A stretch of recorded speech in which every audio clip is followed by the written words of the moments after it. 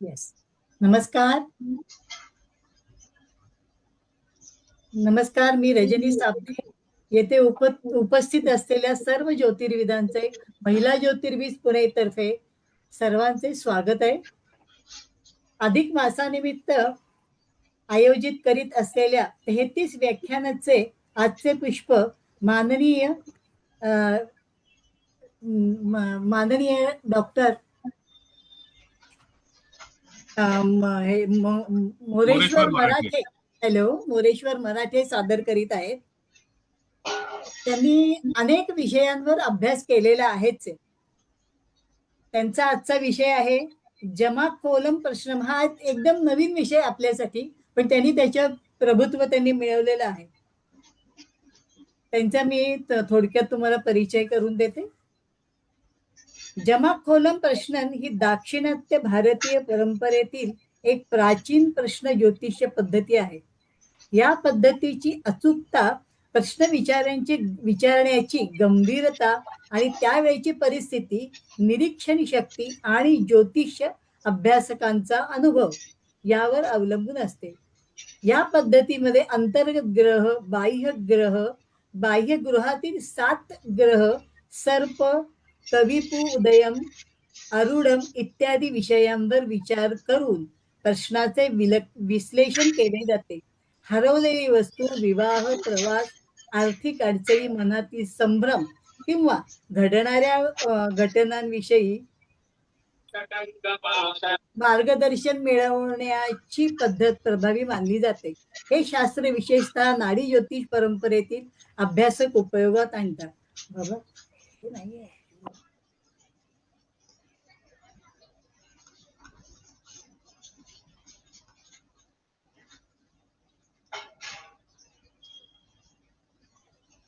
तर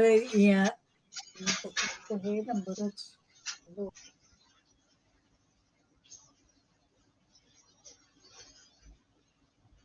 करू सुरुवात. मला विनंती करते की तुम्ही आजचा विषय सुरू करावा, नंतर मी तुमच्याविषयी बोलतेच आहे.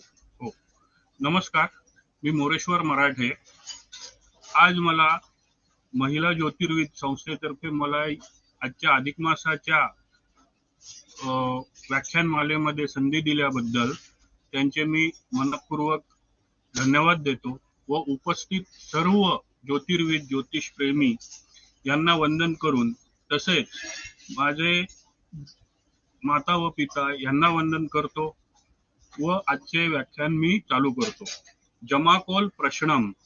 आता जमाकोल प्रश्नम हा आपण नाव ऐकल्यानंतर असं वाटतं की काय प्रकार आहे, तर हा प्रकार काही नवीन नाहीये. हा प्रकार आहे प्रश्न पद्धतीवरतीच डिपेंड असलेला एक प्रश्न पद्धत, म्हणजे प्रश्नाचं विश्लेषण करण्याचीच एक पद्धत आहे.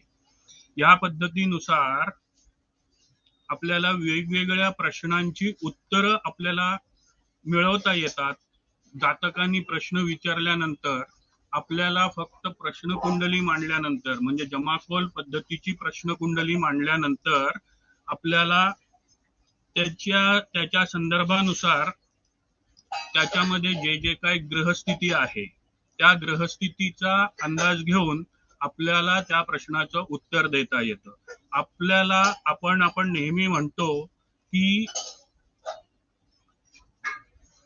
प्रश्न पद्धतीमध्ये वेगवेगळे प्रश्न कुंडली आपण मांडले जातात, किंवा आपल्याला वेगवेगळ्या पद्धतीच्या परंपरा किंवा पद्धती माहिती आहेत. जसं की प्रश्न कुंडली आहे.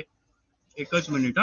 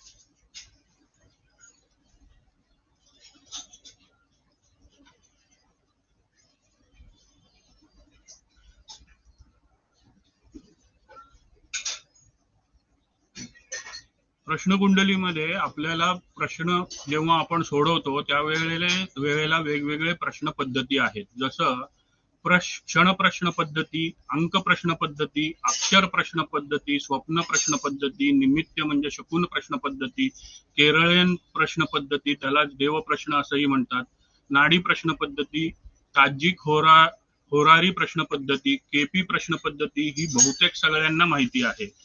प्रश्न लग्न आधारित पद्धती, अष्टमंगळ प्रश्न पद्धती आणि प्रश्नाक्षरी प्रश्न पद्धती. त्याचप्रमाणे आपल्याला हेही माहिती आहे की चंद्र प्रश्न पद्धतीनुसार ही आपण प्रश्न बघू शकतो. या प्रश्न पद्धतीमध्ये, जमाकोल प्रश्न पद्धतीमध्ये फक्त आपल्याला गोचरीचेच ग्रह दिसतात असं नाही.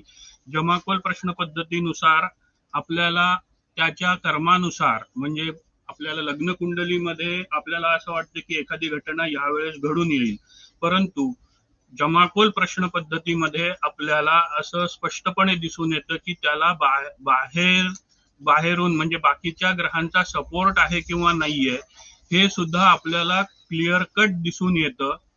आणि त्यासाठीच आपल्याला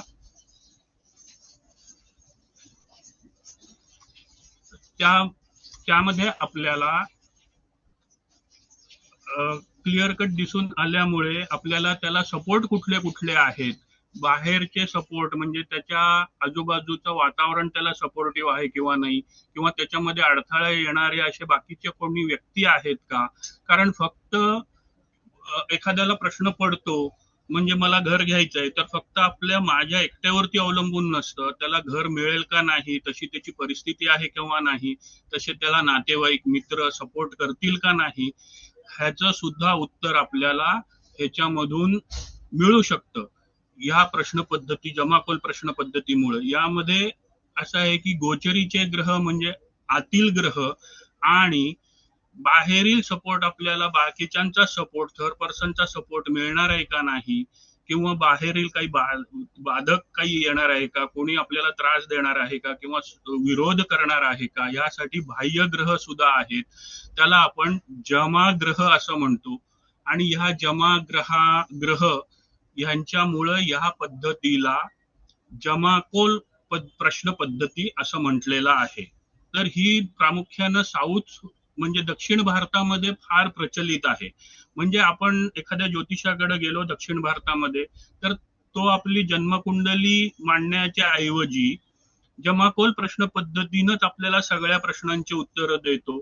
त्यावेळेस आपल्याला, कारण त्यांच्या म्हणण्यानुसार मला एक पटलं की ज्या वेळेस आपली लग्न कुंडली बनती त्यावेळेस आपलं कर्म असं काहीच झालेलं नसतं. आपला जन्म झालेला असतो किंवा जातकाचा जन्म झालेला असतो, त्यावेळेस आकाशातील ग्रहांची स्थिती जी काही आहे ती आपल्याला जन्मकुंडलीमध्ये, लग्न कुंडलीमध्ये दिसून येते.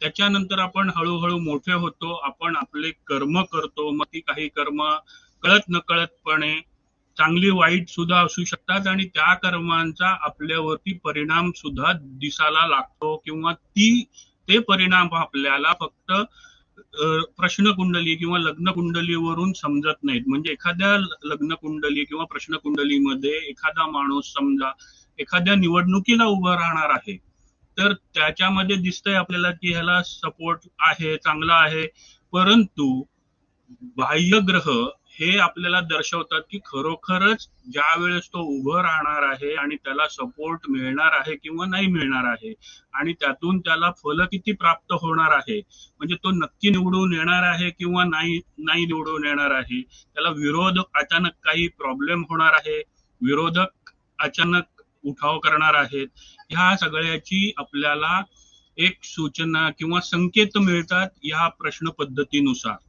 तर ही दक्षिण भारतामध्ये प्रामुख्याने यूज केली जाते. आपल्याला थोडी हे पूर्णपणे नवीन वाटत असेल, परंतु एकदा ह्याची प्रॅक्टिस झाली की हे खूप सोपं आहे असं वाटतं, आणि त्याच्यानुसार आपण प्रॅक्टिस करायला लागलो की आपल्याला हळूहळू इझिली त्या जातकाचं मार्गदर्शन आपण करू शकतो. ह्याच्यात प्रामुख्यानं फरक काय आहे की उत्तर भारतीय कुंडली आणि दक्षिण भारतीय कुंडली, दक्षिण भारतीय कुंडली आणि उत्तर भारतीय कुंडलीमध्ये काय फरक आहे प्रामुख्यानं?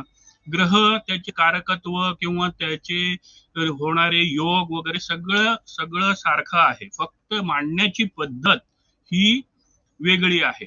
दक्षिण भारतीय पद्धतीमध्ये कधीही इथे 1 नंबर लिहिलेला आहे, तिथे मेष रास असती, म्हणजे राशी ह्याच्यामध्ये फिक्स असतात, त्या चलित नाहीत किंवा चर नाहीत.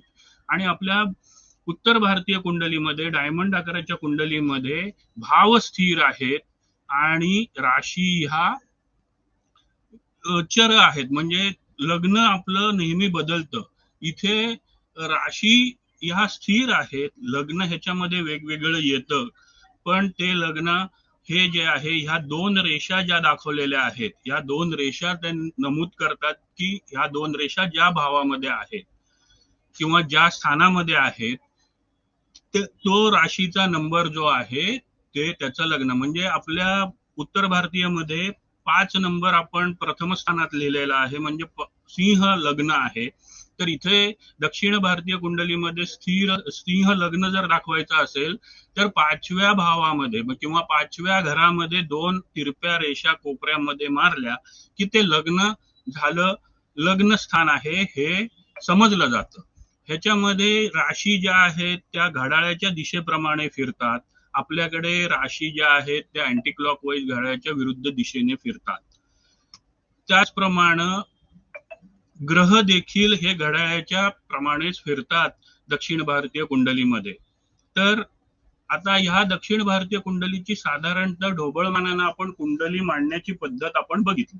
तर ह्या पद्धतीमध्ये आपल्याला ह्या प्रकारची कुंडली बनवायची असेल जमाकोल प्रश्नासाठी, तर काय काय आपल्याला गरजेचं आहे? तर एक म्हणजे उदय लग्न, दुसरं आरूढ लग्न. आता इथे आरूढ लग्न जे आहे हे जैमिनी पद्धतीनं जे येतं तसं नाही, हे वेगळं आहे थोडंसं, त्याचा थोडासा कॅल्क्युलेशन वेगळं आहे.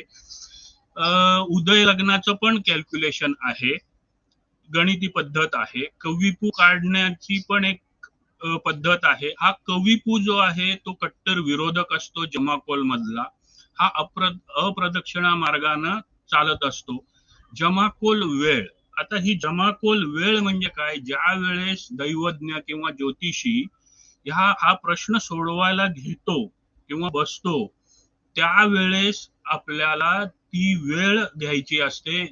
असं नाहीये की एखाद्या जातकानं आपल्याला फोनवरनं प्रश्न विचारला असेल तर त्या विचारलेल्या वेळेची आपल्याला नोंद ठेवावी लागते, ती ठेवायची गरज नाहीये. म्हणजे समजा सकाळी 10 वाजता एखाद्या जातकानं फोन केला आपल्याला आणि प्रश्न विचारला आणि आपल्याला त्यावेळेस वेळ नाहीये, तर त्याला आपण अमुक एक वेळ दिली, त्या वेळेला आपण सोडवायला बसलो, ती जमाकोल वेळ. गोचर ग्रह म्हणजे आपले नेहमीचे गोचर ग्रह, मांदी आणि गुलिक, हे घटक जे आहेत हे जमाकोल प्रश्न बघण्यासाठी आपल्याला जरुरी आहे. आता जमाकोल पद्धत म्हणजे काय, की थोडक्यात सांगायचं तर 2 लग्न पद्धतीचा विचार केला जातो. वैदिक पारंपरिक कुंडलीमध्ये ढोबळमानाने एकाच लग्नाचा विचार होतो, परंतु जमाकोल पद्धतीमध्ये एक उदयम आणि आरूढम ह्या 2 लग्नांचा विचार होतो. तसंच जमाग्रह, आता हे जमाग्रह म्हणजे काय, की आपले नेहमीचेच रवी ते शनी हेच ग्रह आहेत. सूर्य, मंगळ, गुरु, बुध, शुक्र, शनी आणि चंद्र आणि राहू केतू मिळून त्यांचा एक ग्रह मानला जातो, त्याला म्हणतात सर्प. तर ह्यांचा क्रम विशिष्ट आहे, तो ठरलेला आहे. हे जमाग्रह आहेत ते गोचर कुंडलीच्या बाहेरून दर्शवले जातात कुंडलीमध्ये. आपण पुढे ती कुंडली बघणारच आहोत. तर हे ग्रह जे आहेत ह्यांचा क्रम ठरलेला आहे. रवीच्या नंतर किंवा सूर्याच्या नंतर मंगळ येतो, मंगळाच्या नंतर गुरु येतो, गुरुच्या नंतर बुध येतो, बुधाच्या नंतर शुक्र, शुक्रानंतर शनी, शनी नंतर चंद्र आणि सर्प. ह्याच्यामध्ये राहू केतू वेगवेगळे मानले जात नाहीत. तर हे जमा ग्रह जे आहेत ते काही राशींमध्ये स्थानांमध्ये, राशींमध्ये, इथे स्थान म्हणू शकत नाही आपण, इथे राशींमध्ये राशींमध्ये बसत नाहीत. ज्या स्थिर राशी आहेत म्हणजे 2, 5, 8, 11 ह्या ज्या राशी आहेत, ह्या राशींमध्ये हे जमाग्रह कधीही प्रवेश करत नाहीत. इथून डायरेक्ट तिसऱ्या म्हणजे मिथुन राशीत जाणार. मेष राशीतून जमाग्रह मिथुन राशीत जाणार. सॉरी, पण हे जमाग्रह जे आहेत ते अँटी क्लॉकवाईज फिरतात आणि त्याची सुरुवात मीन राशीपासून होते. म्हणजे मीन राशीमध्ये पहिला ग्रह बसला, समजा हा थोडासा ह्याच्यामध्ये पण वेळेवरती आहे. जमाग्रह सकाळी 6 ते 7:30 दरम्यान पहिल्यांदा पहिला ग्रह जो आहे तो मीन राशीमध्ये असतो. दुसरी वेळ जी आहे म्हणजे 7:30 ते 9 ही वेळ कुंभ राशीची आहे. 7:30 ते 9च्या नंतर 9 ते 10:30 ही वेळ मकर राशीमध्ये. मकर राशीमधनं सॉरी मीन कुंभ, कुंभ नंतर मकर राशी नंतर धनु राशीमध्ये जो आहे तो 10:30 ते 12च्या दरम्यान जातो.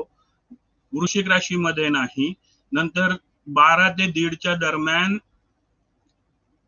तुळ राशीमध्ये, कन्या राशीमध्ये 1:30 ते 3 आणि कर्क राशीमध्ये 3 ते 4:30 असा 1.5 तासानं ह्यांचा प्रवास पुढे जातो. ज्या दिवशी आपल्याला प्रश्न बघायचा आहे त्या दिवशी ती वेळ बघायची. त्या वेळेला पहिल्या त्या वाराचा स्वामी जो आहे तो त्या वेळेनुसार त्या स्थानामध्ये ठेवायचा. समजा रविवारी आपण सकाळी 8 वाजता जर प्रश्न बघायला बसणार असू किंवा बघणार असू तर जमाग्रह हे मीन राशी पहिल्यांदा जमाग्रह रवी ग्रह जो आहे किंवा सूर्यग्रह जो आहे तो कुंभ राशीमध्ये बसेल किंवा कारण 7:30 ते 9 ही वेळ कुंभ राशीची आहे. त्यामुळे कुंभ राशीमध्ये रवी ग्रह ठेवायचा. त्याच्यानंतर पुढचा ग्रह जो आहे मंगळ ग्रह हा त्याच्या पाठीमागच्या राशीमध्ये ठेवायचा. वृश्चिक राशीमध्ये कोणताही ग्रह राहणार नाही.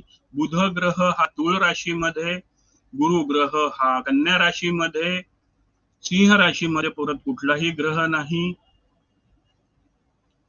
शनी ग्रह हा कर्क राशीमध्ये,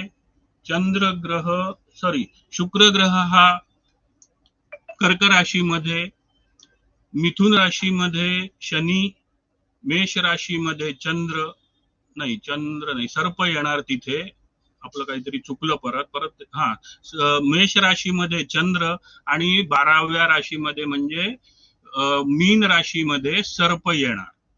म्हणजे अशा रीतीने ते एक घर पुढे सरकणार आहे 1.5 तासांनी, दर 1.5 तासांनी. आता ह्याच्यानंतर उदयम लग्न म्हणजे काय? जमाकोल प्रश्न पद्धतीमध्ये उदयम म्हणजे जन्मकुंडलीतील लग्नास समतुल्य मानले आहे. यालाच उदय लग्न असेही म्हणतात. त्याच्या स्वामीला उदयाधिपती असे संबोधले जाते. उदयमचा उपयोग भविष्याबाबतचे भाकीत करण्यासाठी केला जातो. प्रश्नकर्त्याच्या शंकांचे निरसन करण्यात उदयम हा अत्यंत महत्वाची भूमिका बजावतो. कोणतीही गोष्ट आणि सर्व प्रकारचे निष्कर्ष उदयम वरून ही काढता येतात. उदयमची गणना करावी लागते. त्याचं काही कॅल्क्युलेशन आहे. समजा आज आपण वेळ आपल्याकडे कमी आहे म्हणून उदयम ज्या दिवशी आपल्याकडे समसमान दिवस रात्र असतात त्यावेळेस उदयम हा दर तासानी पुढच्या भावामध्ये किंवा राशीमध्ये जातो. आपण इथे साऊथ इंडियन पद्धतीने बघतोय त्यामुळे राशी फिक्स आहेत, त्यामुळे पुढच्या राशीमध्ये जाणार. ज्या राशीमध्ये गोचरीचा सूर्य आहे, रवी आहे, त्या राशीमध्ये सुरुवातीचा तासभर त्याच राशीमध्ये राहणार आणि त्याच्यानंतर 1 तासांनी हा सूर्य जो आहे तो पुढच्या राशीत जातो. परंतु एक थोडक्यात कॅल्क्युलेशन बघायचं असेल तर प्रश्न वेळेची तारीख, वेळ जेव्हा प्रश्न सोडवायला बघायला घेतो ती वेळ आता हे स्थान कुठलं घ्यायचं, सूर्योदयाची वेळ ह्याच्यात महत्वाची आहे, सूर्यास्ताची वेळ महत्वाची आहे, स्पष्ट रवी माहिती पाहिजे आपल्याला, आणि स्थान किंवा स्थळ. आता हे स्थळ कुठलं घ्यायचं ह्याच्यामध्ये स्पष्टपणे सांगितलेलं आहे की ज्या ठिकाणी ज्योतिषी प्रश्न बघतो ते स्थळ घ्यायचं आहे, तीच वेळ घ्यायची आहे. म्हणजे ना की प्रश्न करता कुठलाही प्रश्न विचारू दे, फोनवरती विचारू दे, मेलनी विचारू दे, किंवा कशाही पद्धतीने विचारू दे, ज्या वेळेस ज्योतिषी हा प्रश्न विचारायला, प्रश्न बघायला, तो सोडवायला बसलेला असतो, ती वेळ आणि स्थान घ्यायची आहे. आता ह्याचं थोडक्यात उदाहरण घ्यायचं झालं तर 27/2/26 ला सकाळी 10:30 ची वेळ ज्योतिषांनी निवडलेली आहे. सूर्योदयाची वेळ सकाळी 6:08 आहे. ठिकाण कुठलं तर दैवज्ञ जिथं प्रश्न बघत आहे, सोडवत आहे, ती वेळ. सूर्यास्ताची वेळ ही तिथलीच. सूर्याची डिग्री 14 कुंभ राशीमध्ये आहे, म्हणजे तो 314 अंशावरती आहे 360 पैकी. उदयम सिद्ध करण्याचं गणित सूर्योदय आणि सूर्यास्त. तर दिनमान किती आहे 11 तास 30 मिनिटं, रात्रीमान किती का आहे 12 तास 30 मिनिटं. दिनमान मिनिटामध्ये घ्यायचं, 12 राशींना 360 अंश आणि 12 राशींना 690 मिनिटं, म्हणजे 12 तास 30 मिनिटं म्हणजे 690 मिनिटं होतात. म्हणून 1 अंश चालण्यासाठी त्याला 1.9 अंश लागते. सॉरी, 1 अंश म्हणून 1 अंश बरोबर 690 भागिले 360, म्हणजे 1 अंश त्याला पुढे जाण्यासाठी 1 मिनिट 1.92 सेकंद लागतील. 92 सेकंड म्हणजे हे साधारणतः 60 अंशामध्ये 60 सेकंदामध्ये कन्वर्ट करायचं झालं तर 9 म्हणजे 54-55 सेकंद, 1 मिनिट 54-55 सेकंद होतील. प्रश्न सोडवण्याची वेळ ही 10:32 आहे. सूर्योदयाची वेळ 6:48 आहे. तर ईस्ट वेळ सूर्योदयाच्या पश्चिमामध्ये 3 तास 44 मिनिटं आहे. तर एका मिनिटाला, एका अंशाला आपल्याला 1 तास 92 मिनिटं होतात. तर 3 तास 44 मिनिटाचे आपण मिनिट्स मध्ये रूपांतर करायचं. 224 मिनिटं भागिले 1.92 म्हणजे 117 अंश होतात. ते अंश सूर्याच्या अंशामध्ये अधिक करायचे, ऍड करायचे, म्हणजे 431 अंश येतात. म्हणून उदयम हा मिथुन राशीमध्ये, म्हणजे 431 हे 360 पेक्षा जास्त आहेत, म्हणून वजा 360 करायचे, तर 71 अंश होतात. म्हणजे 2 राशी पूर्ण झाल्या 30 अंशाच्या, आणि तो मिथुन राशीमध्ये उदयम हा आहे. उदयम म्हणजे इथे आपण दक्षिण भारतीय पद्धतीप्रमाणे मेष राशी येते, इथं वृषभ राशी. 2 राशी पूर्ण झाल्या, 60 अंश झाले, 90 अंश पूर्ण व्हायचे, 71 अंशावरती आहे, म्हणून इथे मिथुन राशीमध्ये तो येणार. आता आरूढम म्हणजे हे भूतकाळातील घटना किंवा घडामोडी ज्या काही झालेल्या आहेत त्या दर्शवतात. प्रश्नकर्त्याने पूर्वी कोणत्या परिस्थितींना आणि घटनांना सामोरे गेलेले आहे आरूढम वरून समजते. तसेच ते व्यक्तीच्या मनाची स्थितीही दर्शवते. प्रत्येक व्यक्तीच्या मनात कोणत्याही वेळी अनेक शंका, प्रश्न, विचार असतात, ते स्वाभाविक आहे. परंतु आरूढम हे त्या सर्वांमधून सध्या मनात सर्वात जास्त महत्वाचा विचार कोणता आहे हे ओळखता येते आरूढम वरून, आणि हाच तो मुख्य विषय किंवा कारण असते. त्यामुळे व्यक्ती ज्योतिषाकडे आलेली असते. तर आरूढम ची कॅल्क्युलेशन पद्धती, गणिती पद्धती खूप सोपी आहे. तर तो मेष राशीत दर 5 मिनिटांनी आरूढम बदलतं. म्हणजे दर 5 मिनिटांनी आरूढम बदलतं, म्हणजे कितीही वाजलेले असू देत, 5:00 म्हणजे कितीही 1:05 झालेले असतील, तर हा मेष राशीमध्ये आरूढम आहे. आता बघा 4:27 झालेली आहेत. तर तास सोडून द्यायचे आणि 27 मिनिटं म्हणजे 25 ते 30 ह्या रकान्यामध्ये किंवा या खाण्यामध्ये आहे म्हणून 1 2 3 4 5 6 म्हणजे कन्या ह्या राशीमध्ये अरुढम आलेला आहे आत्ताच्या सध्याच्या स्थितीनुसार 4:27 स्थितीनुसार. तर अशा पद्धतीनं प्रत्येक 5 मिनिटांनी अरुढम हे बदलतं. उदयम तर आपण बघितलं आधी. आता कविपू जमाकुल पद्धतीमध्ये भविष्य सांगण्यासाठी वापरला जाणारा अतिशय महत्वाचा निर्देशक आहे. कविपू याला छत्र सुद्धा असं म्हणतात. याला जमाकुल प्रश्नातील कट्टर विरोधक किंवा खलनायक म्हणतात. कविपू ह्या लपलेल्या गोष्टी, नुकसान, गुपिते, व्यक्तीच्या जीवनातील घट, नुकसान, नकारात्मकता दर्शवते. एखादी गोष्ट घडेल किंवा नाही हे सुद्धा कविपू दर्शवतो. कविपूची स्थिती गोचर सूर्य आणि आरूढ राशी ह्यांच्या स्थितीवर अवलंबून असते. ती कशी ते आपण पुढे बघूया. तर उदयम कविपू सिद्ध करण्यासाठी आपल्याला उदयम, आरूढम आणि सूर्यवेधी. जर सूर्य मीन, मेष, कन्या किंवा तुळ राशीत असेल तर वेधी ही वृषभ आहे. सूर्यवेधी ही वृषभ आहे. सूर्य जर वृषभ, मिथुन, कर्क, सिंह राशीत असेल तर मेष राशीत वेधी असती. सूर्य जर वृश्चिक, धनु, मकर आणि कुंभ राशीत असेल तर मिथुन राशीत असतं. आरूढम पासून सूर्यवेधी जेवढे भाव लांब आहे किंवा दूर आहे तेवढे भाव कविपू उदयम पासून दूर असतो.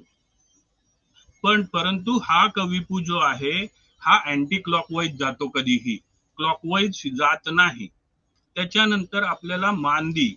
आता हे मांदी फक्त कोणत्या प्रश्नासाठी कॅल्क्युलेट करायची आहे की जेव्हा जीवन मरणाचा प्रश्न आहे, एखादा माणूस, एखादी व्यक्तीबद्दल आपल्याला विचारलं जातं की हा व्हेंटिलेटर वरती आहे, ऍक्सिडेंट झालेला आहे तर काय होईल, त्यावेळेसच फक्त ह्या मांदीचा रोल येतो. अन्यथा मांदीचा रोल कुठेही येत नाही. मांदी फक्त आपल्याला निगेटिव्ह प्रश्नांची कॅल्क्युलेशन करतानाच फक्त आपल्याला मांदीचं गणित काढायचंय, अन्यथा नाही.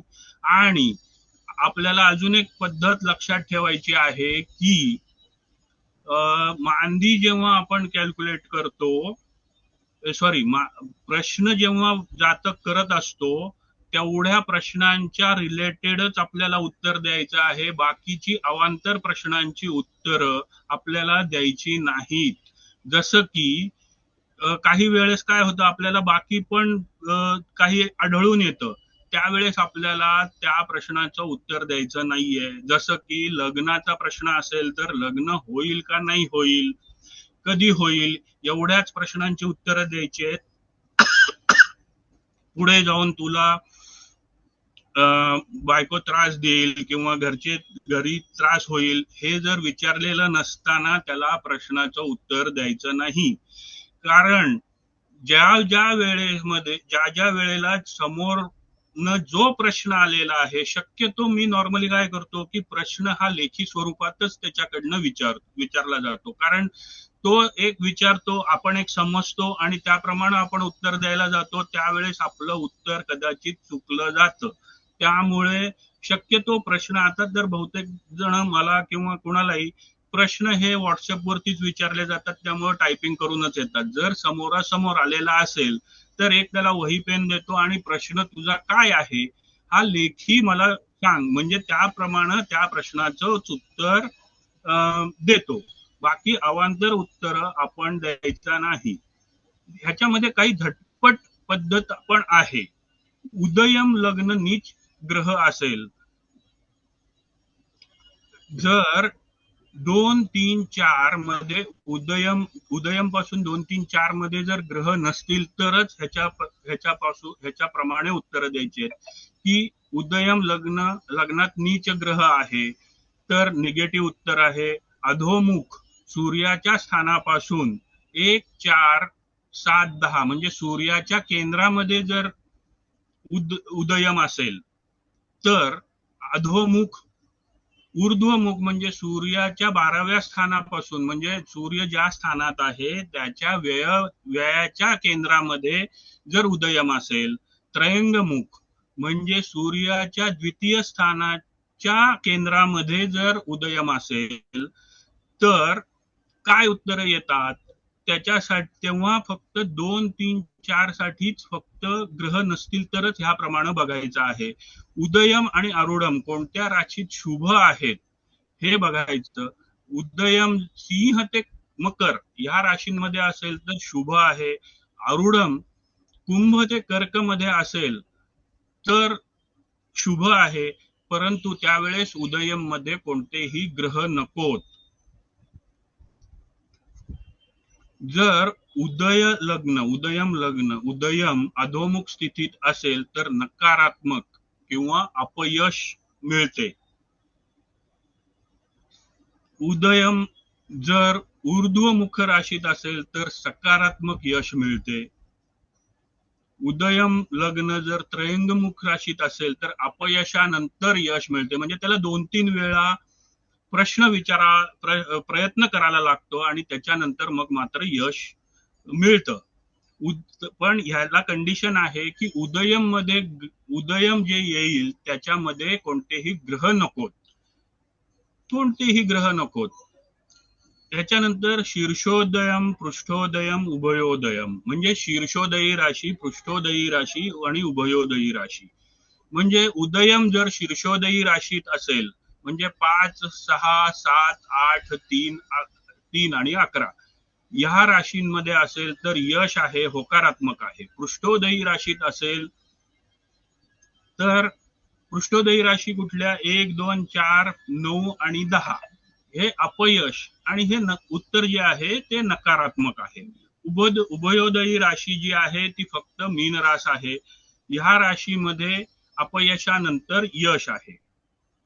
पण ह्या वेळेसही उदयम मध्ये कोणतेही ग्रह नकोत. आता तात्काळ भविष्य कथन पद्धती नियम. उदयम लग्न आणि 10व्या भावाचा स्वामी यांचा संबंध अंतर्गत किंवा बाह्य असेल तर यश दर्शवते. उदयम लग्न आणि 11व्या भावाचा स्वामी यांचा जरी संबंध असेल तरी यश दर्शवते. उदयम लग्न आणि 11व्या भावाचा स्वामींमध्ये परस्पर परिवर्तन म्हणजे अन्योन्य योग असेल तर निश्चित यश मिळते. उदयम लग्न आणि 10व्या भावाच्या स्वामींमध्ये परिवर्तन यश मिळते. उदयम लग्न ते आरूढ लग्न ह्याच्यामध्ये उदयम लग्नापासून आरूढ जे लग्न आहे ते 6, 8, 12 स्थानी असेल तर उत्तर अपयश आहे.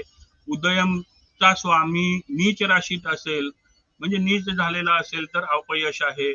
कव्विपू उदयम पासून द्वितीय स्थानी असेल तर अपयश किंवा अडथळे येतात.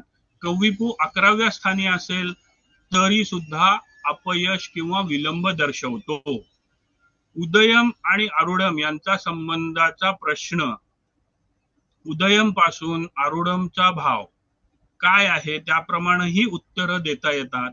पहिला भाव स्वतःची संबंधित प्रश्न किंवा पहिल्या भावाशी संबंधित म्हणजे हे त्या भावाच्या कारकत्वानुसार आपण सांगू शकतो. परंतु इथे काय आहे, थोडेसे नाडीचे कारकत्व हे थोडेसे भिन्न आहेत. नाडी पद्धतीप्रमाणे कारकत्व थोडेफार भिन्न आहेत, बाकीचे सगळ्यांचे सेमच आहेत. म्हणजे जसं चंद्राचं कारकत्व माता आहे तसंच सासूही दर्शवतो, फसवेगिरीही दर्शवतो.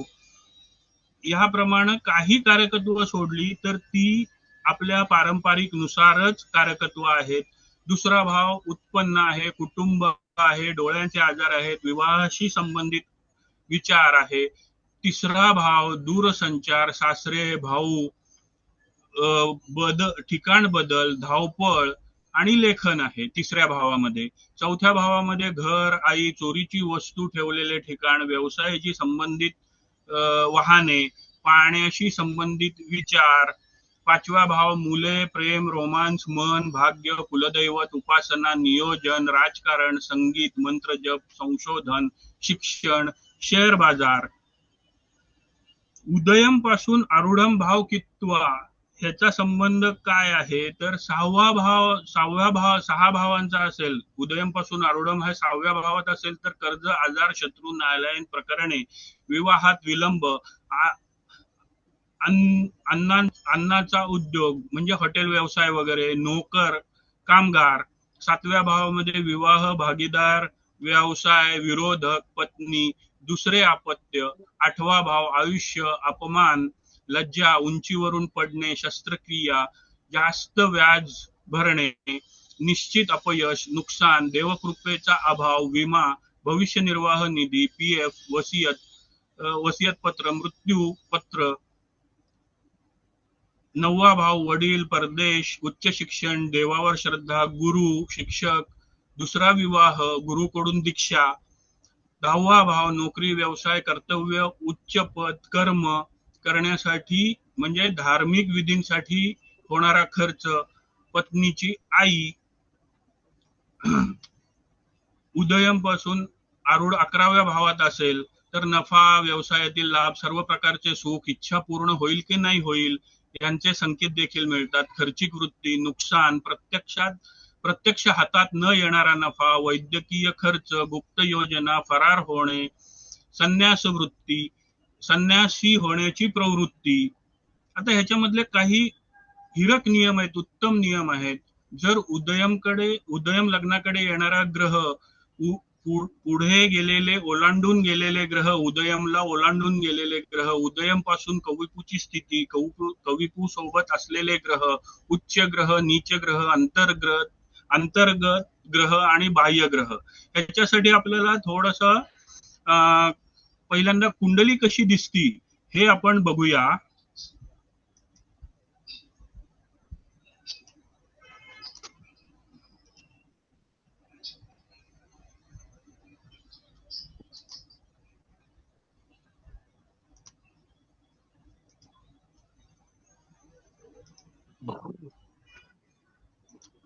ही जमाकोल कुंडली कशी दिसती हे आधी बघूया आपण.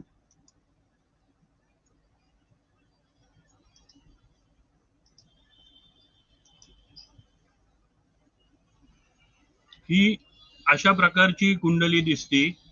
ह्याच्या बाहेरचे हे पिवळी जी पट्टी दिसतीये ही पट्टी म्हणजे जमाकोल ग्रह, ज्याच्या आधी जे दिसलेले दिसते हे सॉफ्टवेअर अवेलेबल आहे. परंतु गणिती पद्धत का महत्वाची, कारण कधी कधी सॉफ्टवेअर आपल्याला कधी कधी चुकीचं दर्शवतं, किंवा जे काही ऑनलाईन सॉफ्टवेअर आहेत अवेलेबल सध्याला जमाकोल पद्धतीचे, ते कधी कधी अचानक बंद असतात. ऍप बंद असतं ते, त्यामुळे आपल्याला प्रॉब्लेम होऊ शकतो सोडवताना. त्यामुळे आपल्याला गणिती पद्धत थोडीशी माहिती असायला पाहिजे. आता इथे बघा, आरूढम बरोबरच कविपू म्हणजे AR लिहिलेला आहे. तर AR म्हणजे आरूढम, KV म्हणजे कविपू, SA म्हणजे सॅटर्न, MA म्हणजे. आता मी किती वाजून किती मिनिटांनी ही कुंडली बनवलेली आहे? 28 मे 2026 3:56 कुंडली बनवलेली आहे. 3:56 कुंडली बनवलेली आहे. तर आरूढम कुठे येणार आहे बघा. आरूढम आपलं नेहमीच्या रूलनुसार 55 ते 60 मध्ये आरूढम AR दिसतंय. AR दिसतंय म्हणजे आरूढम 12व्या स्थानामध्ये म्हणजे मीन राशीमध्ये आहे. स्थान नाही, सॉरी, मीन राशीमध्ये आहे.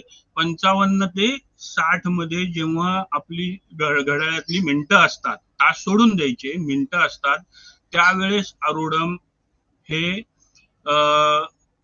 12व्या राशीमध्ये म्हणजे मीन राशीमध्ये आहे. तिथेच कविपू आहे. जर कविपू ज्या ज्या ठिकाणी आहे तिथे आला की बहुतेक वेळा, बहुतेक नाही 100% आपण नकारात्मक उत्तर द्यायला पाहिजे. आता इथे सुद्धा उदयमच्या द्वितीय स्थानामध्ये कविपू आहे. म्हणजे प्रश्नकर्त्यांनी आपल्याला कोणता प्रश्न म्हणजे एखादा पॉझिटिव्ह प्रश्न असेल तर आपल्याला त्याचं उत्तर जे आहे ते नकारात्मकच द्यायला लागणार आहे, त्याला पर्याय नाही. त्यामुळे ह्याच्यामध्ये उत्तर देताना किंवा प्रश्न बघताना खूप काळजीपूर्वक बघायचं. बायस होण्याचे काही चान्सेसच नाहीयेत की आपला ओळखीचा आहे असं होणार शक्य नाही.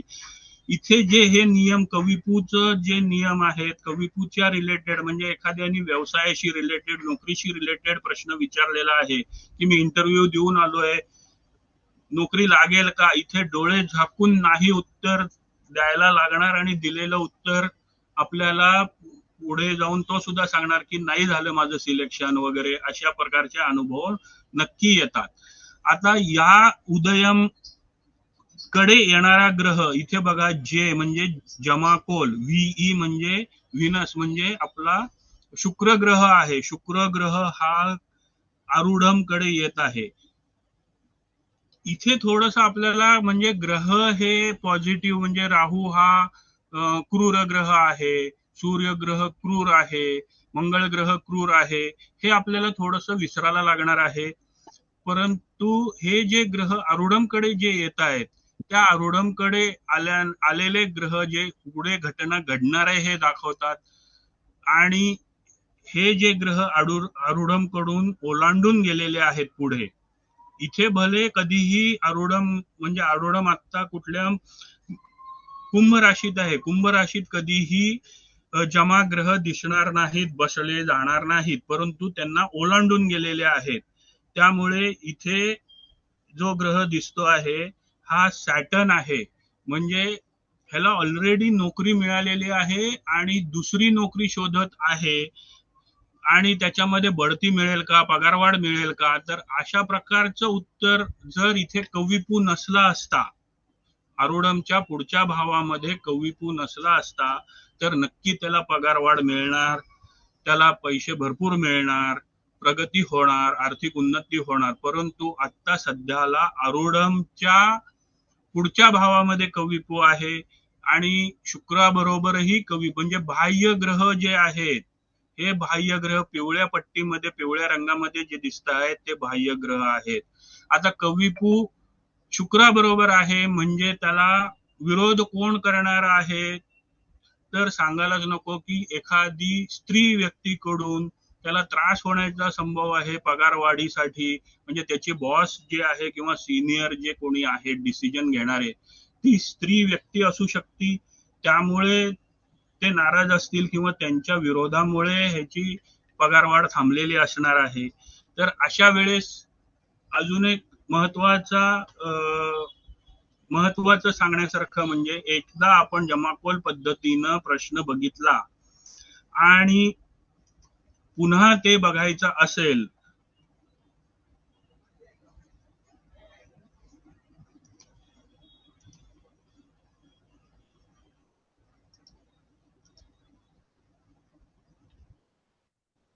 चालू आहे का? हो हो हो, चालू आहे सर. चालू आहे, आवाज चालू येतोय? आहे, चालू आहे. हा. चालू आहे जर सर. पुन्हा जर प्रश्न बघायचा, पुन्हा जर तो परत 2-3 दिवसांनी आला आणि सेम प्रश्न विचारायचा असेल, तर त्यावेळेस आपण त्याला सांगायचं 81 दिवसानंतर आपण ह्या संदर्भात प्रश्न बघू शकतो, तोपर्यंत प्रश्न बघायचा नाही. परंतु काही कारणामुळं किंवा आता व्यावसायिक दृष्टी आहे की काही लोक ऑनलाईन ऍपद्वारे पण मार्गदर्शन करतात, तर अशा वेळेस वारंवार लोक आपल्याला भाग पाडतात, प्रश्न विचारतात, वेगवेगळ्या आयडी तयार करून प्रश्न विचारायला भाग पाडतात. अशा वेळेस व्यावसायिक म्हणजे आपण दोन दृष्टिकोन ठेवायचे, की आपल्याला जर आध्यात्मिक दृष्ट्या बघायचं असेल तर समोर आलेल्या जातकाचंच फक्त ह्या पद्धतीनं मार्गदर्शन करायचं. ऑनलाईन किंवा कुठल्याही ऍपद्वारे जर मार्गदर्शन करायचं असेल तर फक्त व्यावसायिक दृष्टिकोन ठेवायचा. परंतु नियम असा आहे की एखाद्या व्यक्तीचा प्रश्न आपण बघितल्यानंतर तोच प्रश्न आपण 81 दिवसांनीच बघायचा, तोपर्यंत आपण बघायचा नाही. कारण 81 दिवसापर्यंत तेच उत्तर राहणार आहे. कधी कधी तर अनुभव पण असा आलेला आहे की व्यक्ती आयडी बदलून आलेली आहे, बाकीचं सगळं सेम आहे, ओळखता येतो, प्रश्न पण सेम विचारलेला आहे, तरीही उत्तर निगेटिव्ह आलेलं आहे जमाकोल पद्धतीप्रमाणे. त्यामुळं असेही अनुभव येतात. तर ही पद्धत पण खूप चांगली आहे. मला कुठलीही पद्धत म्हणजे ज्योतिषशास्त्र ह्यामध्ये जर चुकत असेल तर आपण चुकतो, कारण आपला अभ्यास पूर्ण नसतो. शास्त्र हे नेहमीच बरोबर असतं. त्यामुळं कोणत्याही पद्धतीनं आपण बघू शकतो. परंतु ही पद्धत खूप आवडली, कारण सभोवतालचं वातावरण सुद्धा आपल्याला ह्याच्यावरनं जमा ग्रहांवरनं आपल्याला कळून येतं.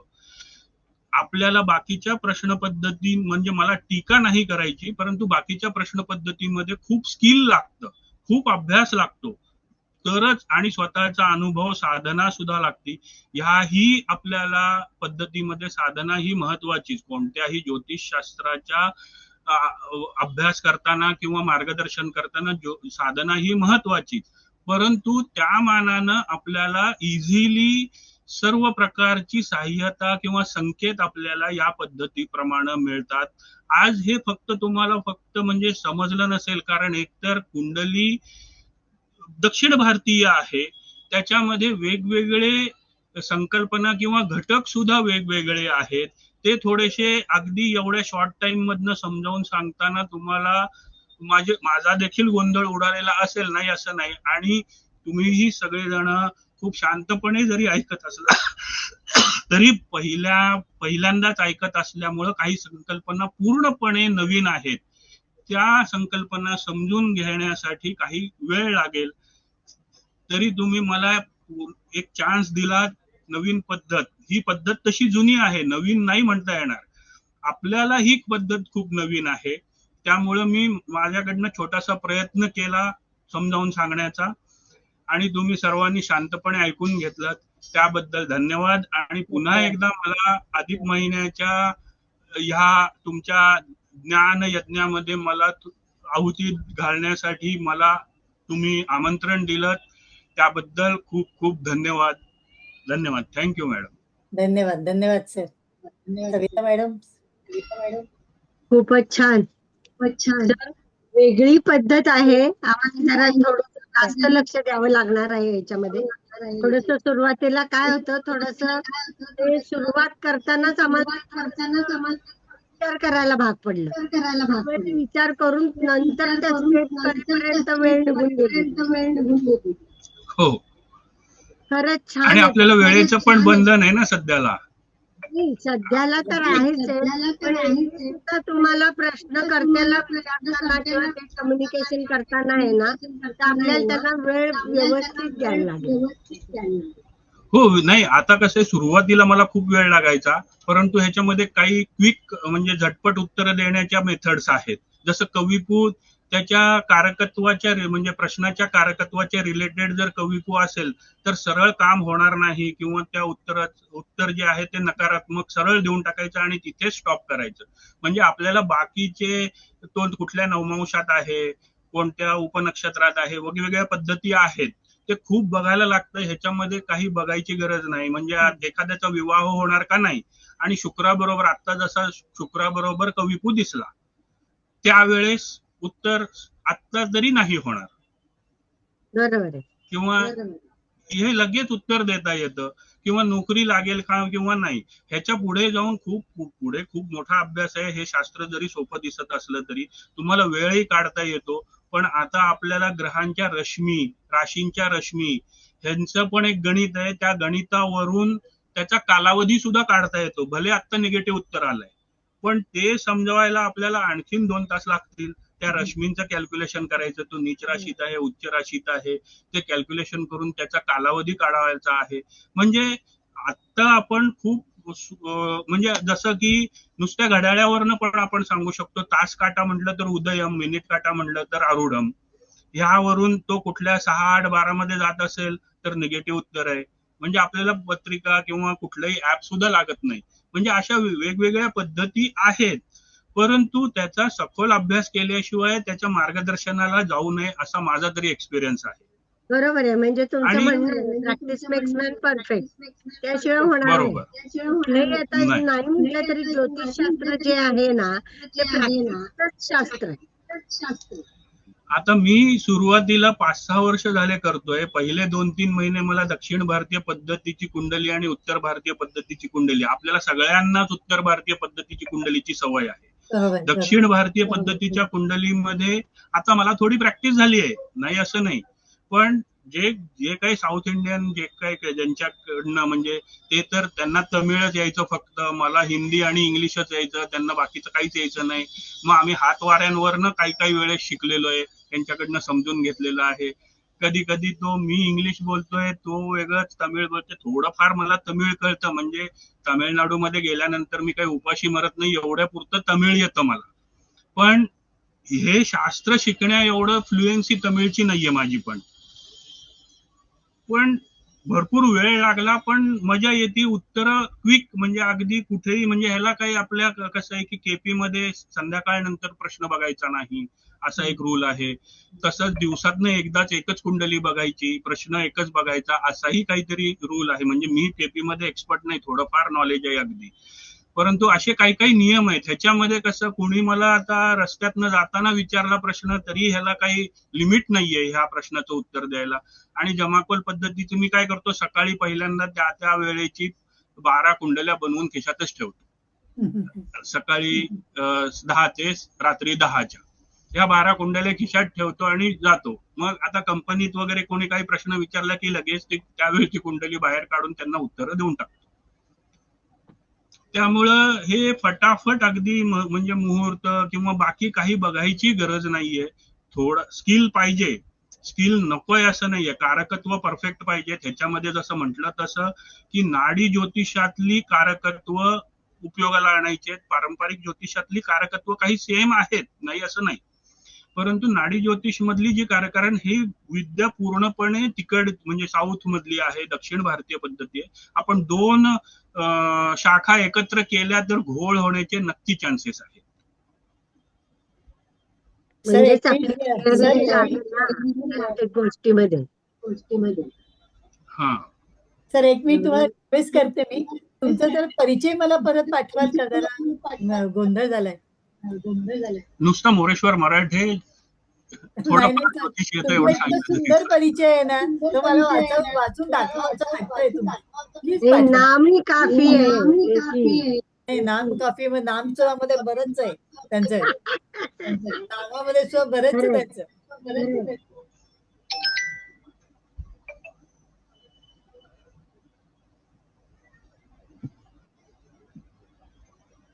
परिचय पाहिजे, अगं परिचय त्यांनी दिला होता, पण काहीतरी गोंधळ झालाय.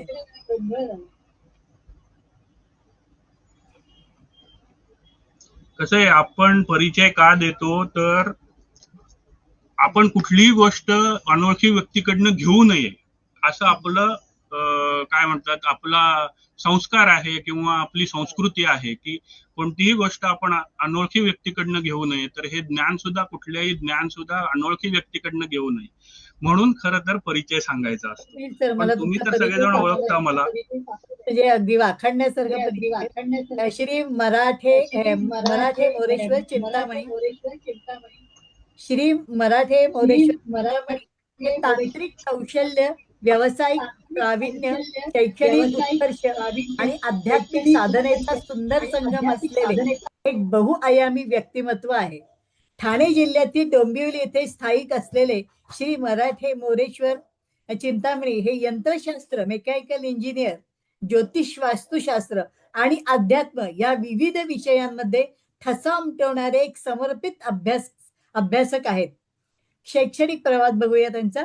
त्यांनी सन 1995 मध्ये सोलापूर येथून डिप्लोमा इन मेकॅनिकल इंजिनिअरिंग पदवी प्राप्त केली. त्यानंतर 2010 मध्ये त्यांनी नवी मुंबई येथे AMIME म्हणजे चार्टर्ड इंजिनिअरिंग एक्झाम यशस्वीरित्या उत्तीर्ण केला. नंतर शिक्षणाची आवड कायम ठेवत त्यांनी MBA ऑपरेशन म्हणजे पूर्ण केले 2017 आणि पुढे 2022 मध्ये MTech mechanical integrated in product engineering and manufacturing ही पदवी प्राप्त केली. व्यावसायिक कौशल्य व विशेष अभ्यास तांत्रिक शिक्षणाबरोबर त्यांनी diploma in engineering management, CAD design and valuation diploma यासारखे अनेक व्यावसायिक अभ्यासक्रम पूर्ण केले.